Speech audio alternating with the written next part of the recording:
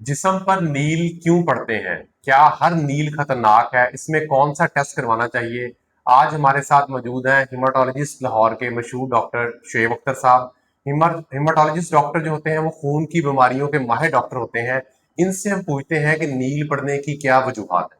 जी doctor साहब। जी, thank you sir आपके time का। मेरा नाम डॉक्टर शुएब अख्तर है, जो ताई लेबॉर्ट्रीज़ में काम करता हूँ।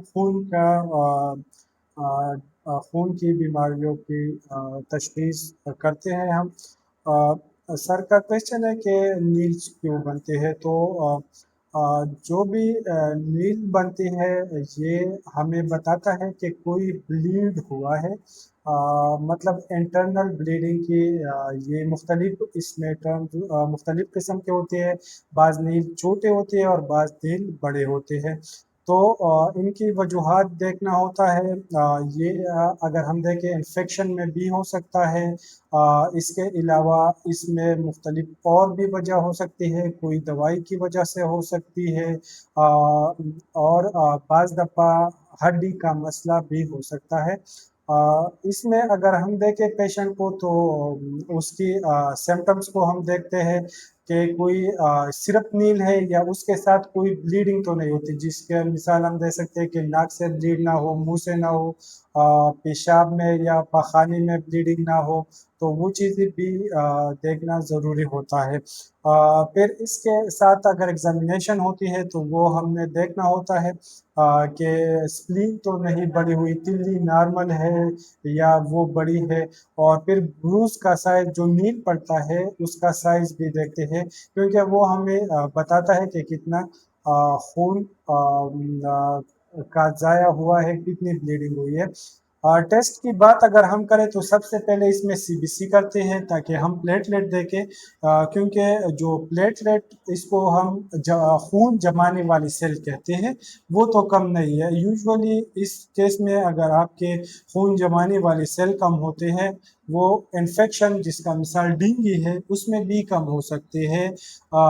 इसके अलावा ये कोई दवाई की वजह से भी हो सकता है, हकीमी दवाई की वजह से भी हो सकता है, या हड्डी के मसले से भी हो सकता है। तो वो आपने प्लेटलेट काउंट देखना होता है कि वो तो कम नहीं है, ठीक है। जब वो आप देख लेते हैं, उसके बाद एक टेस्ट होता है सर, उसको इमेच्योर प्लेटलेट फ्रैक्शन कहते हैं, वो करना ज़रूरी होता है। वो हमें ये बताता है कि ये प्लेटलेट कम हो रही है, तो इसकी वजह कोई इन्फेक्शन या कोई ऑटो इम्यून डिसऑर्डर तो नहीं है। मतलब हमारा जिस्म खुद वो सेल तो तोड़ फोड़ नहीं कर रही। तो आईपीएफ टेस्ट एक ज़रूरी टेस्ट है। अगर ज़्यादा हो जाता है, तो इसका मतलब होता है कि इन्फेक्शन है। अगर वो कम होता है, तो इसका मतलब है कि हड्डी का कोई मसला चल रहा है, तो आईपीएफ ज़रूरी होता है।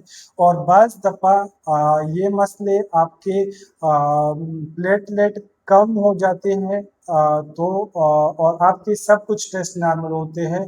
प्लेटलेट इसमें चंद टेस्ट और भी हम कर सकते हैं, जिसमें ब्लीडिंग टाइम होता है, पीटी एपीटीटी होता है।